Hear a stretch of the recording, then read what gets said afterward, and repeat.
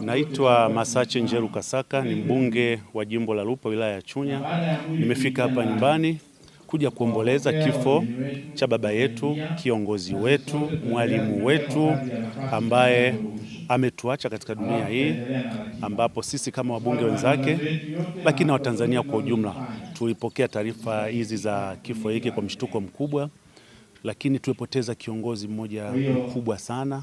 Na sisi kwa mikoa yetu ya Nyanda za Juu Kusini tumepoteza mtu ambaye ni icon kwetu sisi. Hivyo taifa litaendelea kumlilia, lakini sisi pia kama wabunge wenzake tutaendelea kumlilia, kwa sababu tumepoteza si kiongozi tu. Sisi kwetu tumepoteza baba, tumepoteza mwalimu, tumepoteza mtu ambaye alikuwa ni mshauri mkubwa sana kwetu, na kipekee kama bunge limepoteza kiongozi ambaye alikuwa anashiriki katika uratibu wa shughuli za bunge upande wa serikalini. Kwa kweli wananchi wa Iringa na Watanzania kwa ujumla tutaendelea kutoa pole, lakini kama ambavyo Waswahili wanasema kwamba pengo lake ni kubwa na kuzibika kwake ni changamoto.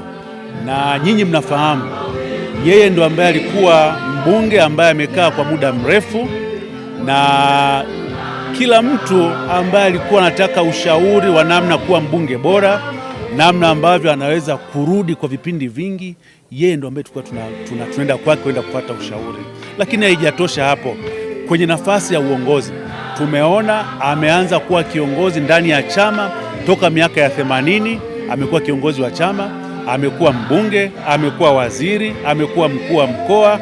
Kwa kweli kuwapata viongozi ambao wamekaa kwa muda mrefu na wanaojua utaratibu wa serikali kama ambavyo Mheshimiwa Lukuvi alivyokuwepo ni ngumu sana kwa miaka ya karibuni.